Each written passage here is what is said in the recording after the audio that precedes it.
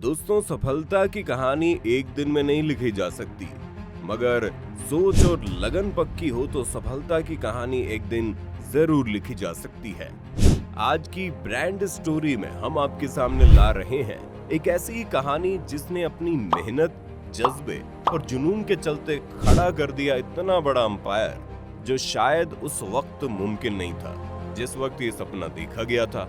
इस ब्रांड का नाम है महिंद्रा एंड महिंद्रा, जिसकी शुरुआत 1945 में हुई थी और फिर दशकों तक खुद को सींचने के बाद ये दुनिया भर में अपना नाम कमा चुका था। आइए जानते हैं इनके अनोखे सफर के बारे में। दोस्तों, आपने महिंद्रा एंड मोहम्मद कंपनी का नाम तो सुना ही होगा। जी नहीं, इसका नाम लेते वक्त हमसे कोई गलती नहीं हुई है, हमने बिल्कुल सही नाम लिया है, महिंद्रा एंड मोहम्मद। हालांकि अब ये ब्रांड दुनिया भर में महिंद्रा एंड महिंद्रा के नाम से प्रसिद्ध है, लेकिन इस कहानी की शुरुआत महिंद्रा एंड मोहम्मद से ही होती है। आज आनंद महिंद्रा जैसे बिजनेसमैन की मेहनत की वजह से M&M ग्रुप सफलता की ऊंचाइयों को छू रहा है। लेकिन एक वक्त ऐसा भी आया था जब इस कंपनी के ऊपर बंटवारे की जबरदस्त मार पड़ी और इसके बंद होने के आसार नजर आने लगे।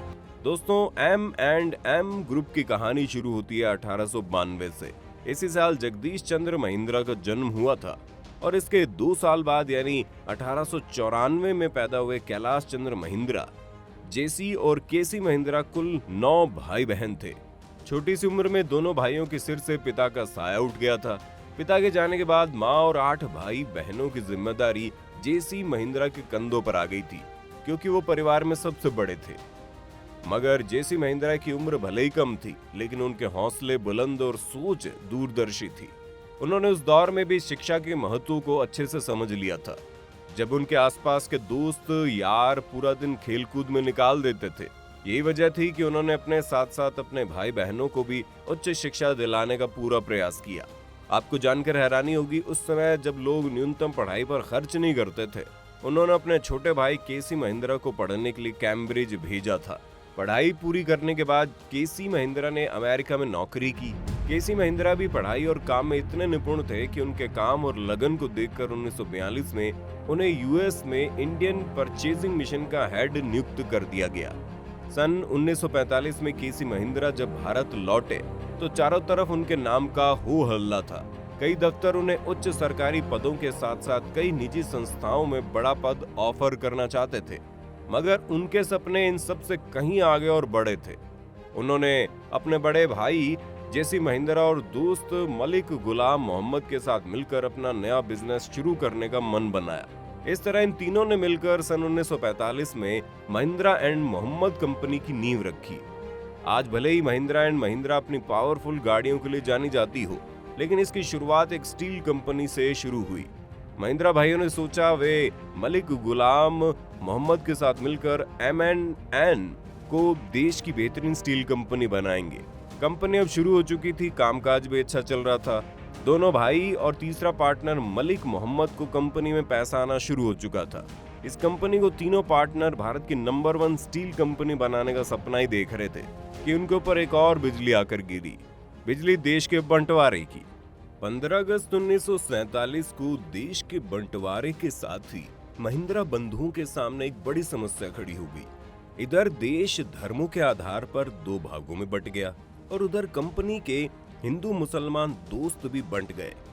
मगर जब महिंद्रा ब्रदर्स ने सोचा कि उनका पार्टनर उन्हें छोड़कर नहीं जाएगा, लेकिन तभी पाकिस्तान बनने के साथ ही मलिक गुलाम मोहम्मद ने पाकिस्तान जाने का फैसला कर लिया और अब वो M&M से अलग होना चाहते थे। अब दोनों भाइयों को कुछ समझ में नहीं आ रहा था। उन्होंने मलिक को मनाने की खूब कोशिशें की, मगर मलिक का फैसला अटल था। आखिरकार मलिक ने हिंदुस्तान छोड़ दिया और पाकिस्तान जाकर वहां के पहले वित्त मंत्री और फिर पाकिस्तान के तीसरे गवर्नर जनरल बन गए। मोहम्मद ने तो अपना जीवन सकुशल सुरक्षित कर लिया था और बीच में छोड़ गए उम्मीदों से खड़ी हुई कंपनी महिंद्रा एंड मोहम्मद को। मलिक के जाने से महिंद्रा बंधुओं को भारी मुसीबत का सामना करना पड़ा। इसकी वजह यह थी कि M&M कंपनी में मलिक की हिस्सेदारी काफी ज्यादा थी।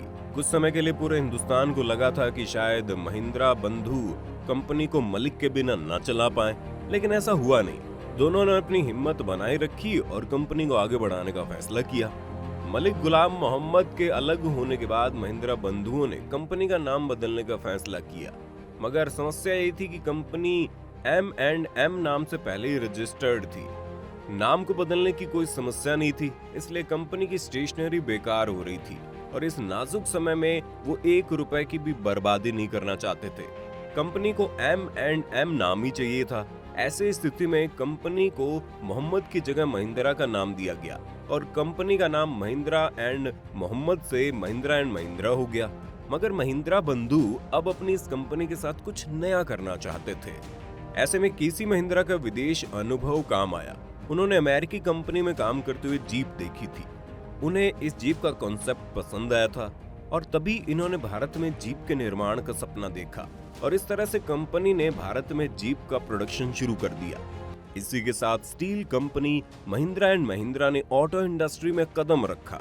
जीप बनाने के कुछ समय बाद ही M&M company light commercial vehicle और ट्रैक्टर की मैन्युफैक्चरिंग भी करने लगी। इसी तरह ये कंपनी आगे बढ़ती रही और तरक्की के नए मुकाम हासिल करती गई और तब से इस कंपनी ने पीछे मुड़कर नहीं देखा। आपको बता दें, सन 1991 M&M ग्रुप के लिए बहुत बड़ा साल साबित हुआ। यही वो साल था जब भारतीय अर्थव्यवस्था में उछाल आया और महिंद्रा ग्रुप ने इसी साल बड़ी छलांग लगाई। इसी साल आनंद महिंद्रा इस ग्रुप के डिप्टी डायरेक्टर भी बने। उद्योगपति आनंद महिंद्रा अपने सौम्य व्यवहार के लिए जाने जाते हैं। वे बहुत संवेदनशील भी हैं। स्वदेशी कंपनियों की बात की जाए तो भारत की 10 बड़ी कंपनी में महिंद्रा ग्रुप का नाम आज भी शुमार है।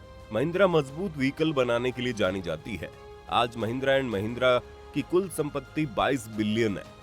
ये company SUVs, multi utility vehicles, pickups, light weight commercial vehicles, heavy weight commercial vehicles, 2 पहिया मोटरसाइकिल और ट्रैक्टर आदि जैसे कई वाहनों की निर्माता है। इस ग्रुप का कारोबार आज 100 देशों में फैला हुआ है। 150 कंपनियों के साथ महिंद्रा एंड महिंद्रा ग्रुप ने 2.5 लाख से ज्यादा लोगों को रोजगार दिया है।